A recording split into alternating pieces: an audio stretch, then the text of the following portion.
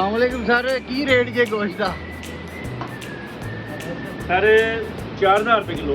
वाह जी वाह। मटन चल रहा है जी मटन। क्या बात, क्या बात।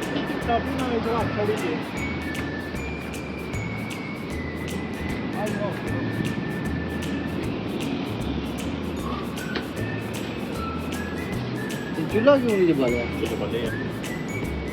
गल गया सही।